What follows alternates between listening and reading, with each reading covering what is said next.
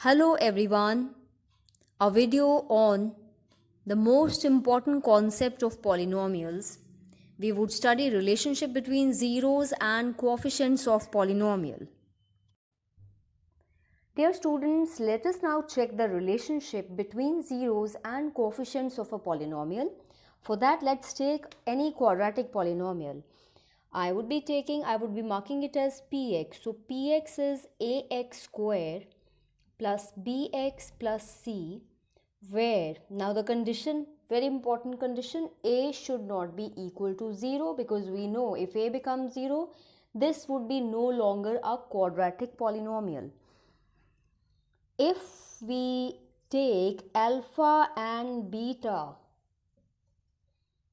if alpha beta are zeros of px, that implies x minus alpha and x minus beta are the factors of this polynomial. Alright? If you remember, this concept we have done last year in factor theorem.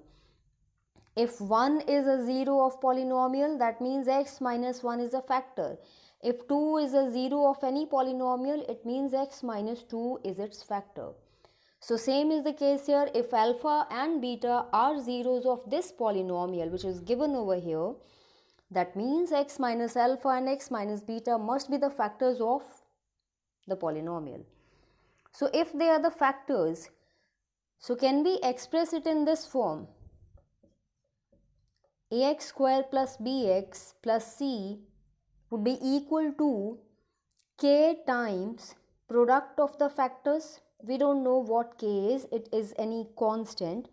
So this polynomial can be expressed as product of the factors x minus alpha, x minus beta, and their product with k, and k is any constant, where k is a constant.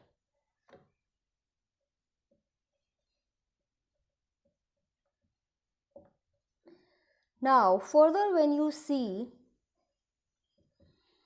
let's now compare it. Let's simplify this first of all. So this becomes k times x square. X into x would be x square, then minus alpha into x would be minus alpha x, then minus beta x, and factors alpha beta itself, product of both. In the next step, it's k times x square, minus comes common. If even x comes common, alpha plus beta plus this alpha beta remains as such. Now compare these two. Before we compare, let us multiply this. This is kx square. This is minus k times alpha plus beta into x plus k times alpha beta. All this is equal to ax square plus bx plus c. Now let's compare the coefficients of x square, because we see x square on both ends. We see x on both the sides and we see a constant as well. So when you compare, value of a is equal to k, value of b, this is bx and this is minus k times alpha plus beta into x. It means b is minus k times alpha plus beta, and constant c is k times alpha beta. Now our focus is to look for sum of zeros. Sum of zeros means alpha plus beta. So how would you find alpha plus beta? Pick up this. It says alpha plus beta would be b by minus k. Alright. Now what is this k? K is actually equal to a. So this is b by minus a, or when you write it in standard form, negative comes on the top, so it's minus b by a. So sum of zeros, alpha plus beta, is always minus b by a. Comparing it with your journal form, alpha plus beta is minus b by a. Now let's talk about product. Product कहाँ पे पड़ा हुआ है? It is over here, which says product of zeros would be product of zeros. How do we express? It's alpha into beta. So it's C by K. C by what's K? K is actually A. So product of zeros would always be C by A. I'm sure this much is clear to everybody. Let us take an example to check this result. If we have a polynomial 6x square minus 3 minus 7x. Step number 1, rearrange the terms because it needs to be written in standard form. So bring 7x before minus 3. Now this is exactly what we have for journal form of a quadratic polynomial. Alright, now how do we simplify this? It can be done by splitting the middle term. We know how the process is. We need the product of those factors. Product of factors should be what? A into C, and sum should be B. So 6 into 3, we need product as 18, it's minus 3, we need product as minus 18 and sum should be minus 7.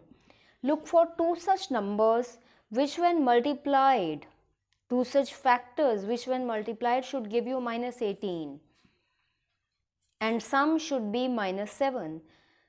If it is minus 9 into 2, this would be minus 18 and minus 9 added to 2 would be minus 7. So that's how this middle term, which is minus 7x, would be broken down. First term would remain same, 6x square. Last term would also remain same. But we would break down this minus 7x into the terms minus 9x plus twice of x. And then comes minus 3. Now from here, can we take anything common? Bring 3 common. 6 and 9 are multiples of 3.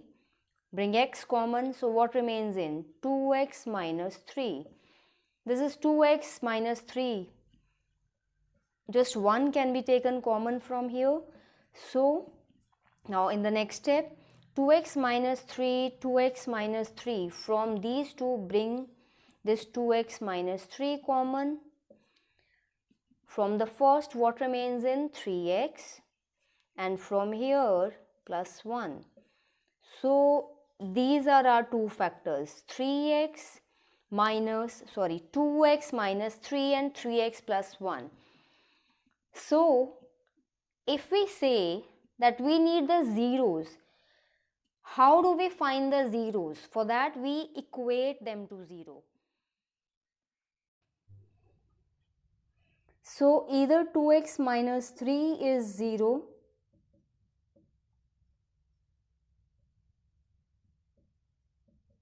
or 3x plus 1 is 0, because we know then only their product would be 0. Since we are looking for zeros of,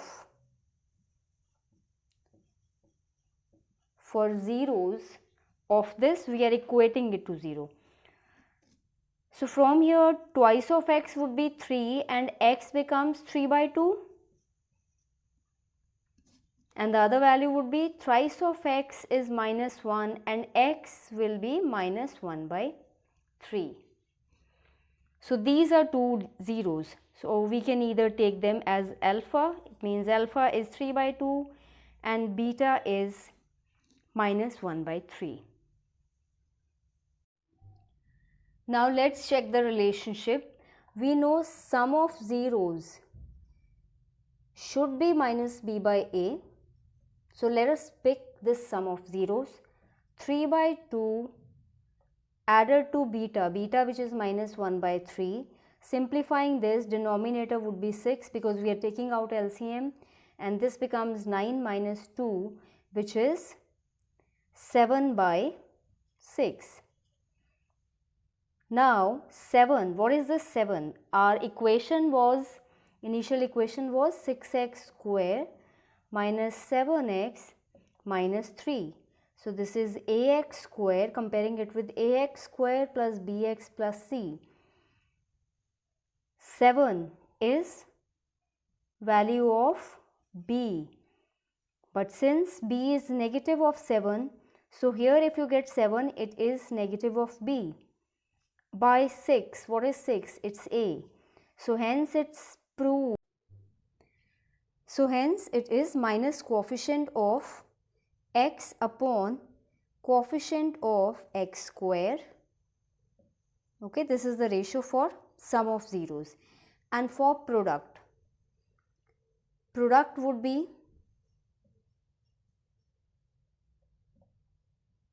alpha into beta should be equal to c by a. Let's check now. Product 3 by 2, that's the value of alpha, into beta which is minus 1 by 3. Cancel both, this is minus 1 by 2. Is it this ratio? Let's find out. C, what is the value of c? It is minus 3. What is the value of a? It is 6. When you simplify this, so here minus 1 by 2 and minus 1 by 2. Product of zeros which is minus 1 by 2 is equal to c by a. So this is also verified. So this one is, what is this ratio? C is actually a constant. It is a constant upon, it's a ratio of constant and coefficient of x square. Denominator would always have a. So it is constant by coefficient of x square. Next we are going to do that how do we frame any quadratic polynomial when sum of zeros and product of zeros is given. Okay, so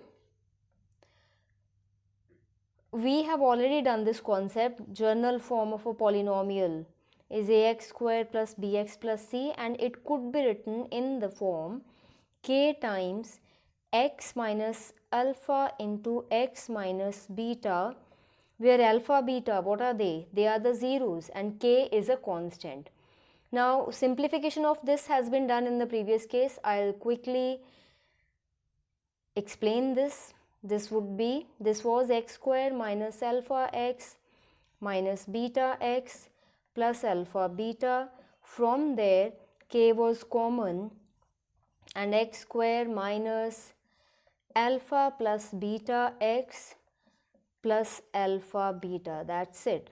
So here you would see that this is what we would be doing. If we know the sum, we'll just put the value of sum over here. If we know the product, put the value of product over here, and rest of the things remain same. Let's take up one question. If sum is given 1 by 4 and product is given minus 1, so polynomial would be x square minus sum which is 1 by 4x plus product. What's product? It's minus 1. Solve it further. This is 4x square, I'm taking out LCM, 4x square minus x minus 4 upon 4, and which further becomes